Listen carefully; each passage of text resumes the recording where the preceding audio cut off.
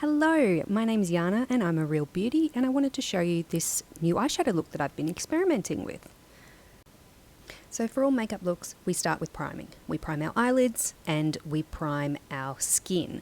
Now this is not your moisturizer. You should use a primer over the top of your moisturizer so that all your makeup will stick to your face. Doesn't matter what brand you use, but it's really important. Otherwise your eyeshadow just doesn't stick and it'll come off during the day. So what I'm doing here right now is I'm laying down like a base color, just something neutral through that cut crease zone. And then I'm going into the inner corner with a darker color because I wanted to try and create this bit of a different look where you have the dark corner on the inside of your eye and then like that fox underwing. That was what I was going for. But you'll see a bit later, it did not turn out how I was hoping it to. But yeah. So I'm working in this lovely brown shade into that inner corner so that I can create this look. And then with a clean brush, I'm blending it outwards. And then I'm going back in with this glittery shade to give it a bit of a sparkle and a bit of a shimmer on that inner corner. I really love glitter. I really love shimmer shadows. I use a lot of them. But you don't have to if you don't want to. But you know what? I wanted to make this fade across with a darker shimmer in the inner corner, then this light glitter in the middle, and then it kind of fades out to a muted color in that outer corner.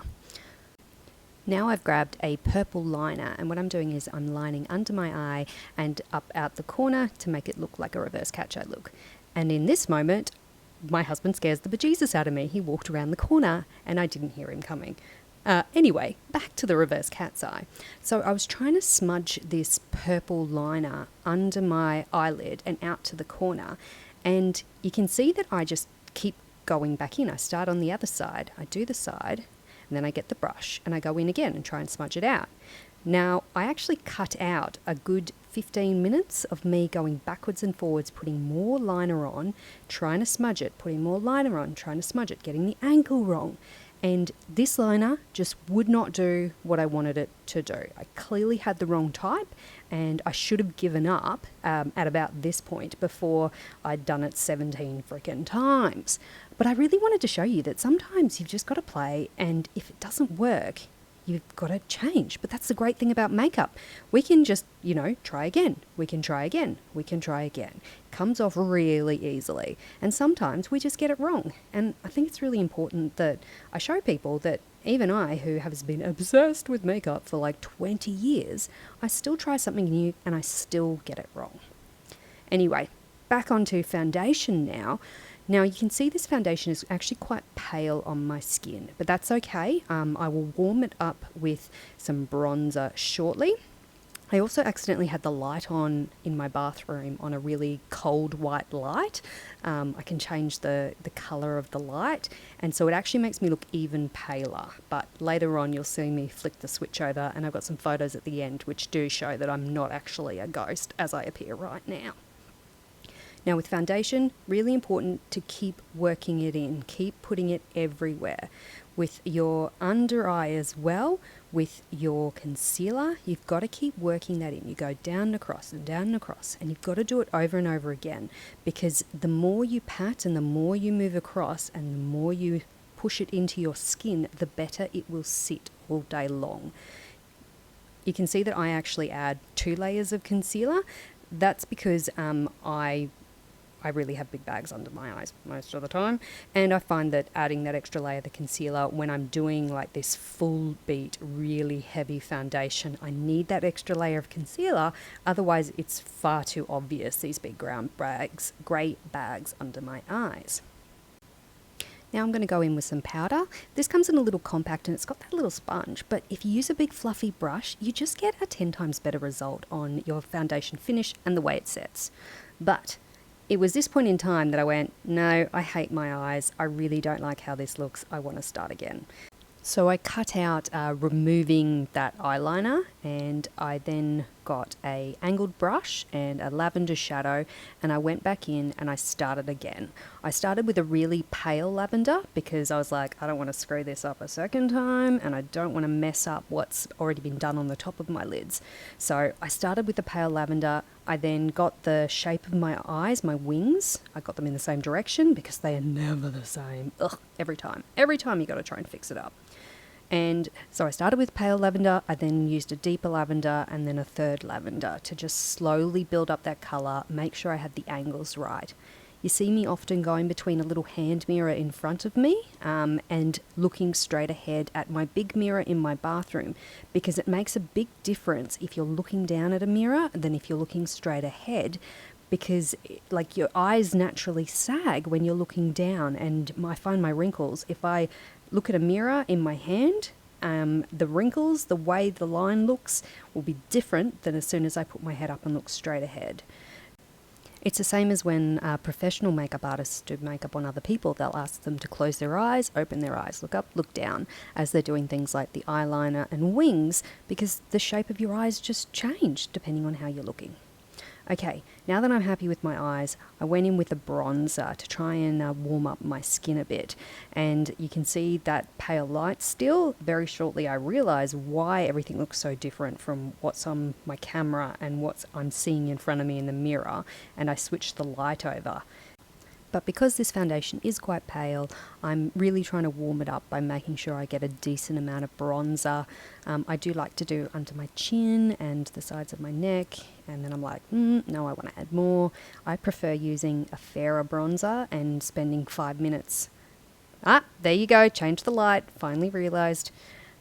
Yeah, I like using a paler bronzer and actually laying multiple levels because I'm pretty new to bronzing. I'm definitely terrible at contouring. You can see me trying to do my nose. I don't really know that it made much of a difference.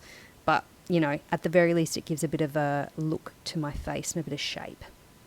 Get a pretty little pink brush in there. Start putting that one on. Again, if you smile as you're adding the blush, it makes a different look. Using a fluffier brush as well gets a much better result of your blush on your face because it kind of disperses those particles of the blush out in a bigger area. Okay, so I've picked up my little brow product, and that little tiny wand it comes with is useless. So I have grabbed one of my angled brushes with a nice long handle. I'm telling you right now, you get so much more control when you grab a brush with a long handle. Oh my God, it makes a huge difference. I even have a brush with a little spoolie on the end so that I can set my brow product.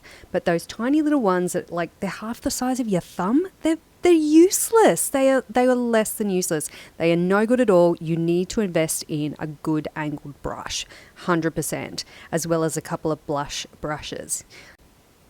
So we're just finishing up the brows here, and let's move on to setting those with our little spoolie. See the control I've got by holding that wand down a bit further away from the end? It just allows you to, I don't know, move the product around much easier, see what you're doing because your hand's not in front of your eye. So let's finish up those brows, and we're moving on to some highlighter. I love a fair bit of highlighter. I do have this thing for glitter and glitz, so I'm happy to put it everywhere. You don't have to though. Lippy. Got to set it off with a lipstick look. Nice dark one to start off with. Heading over to mascara, but first we need to curl those lashes.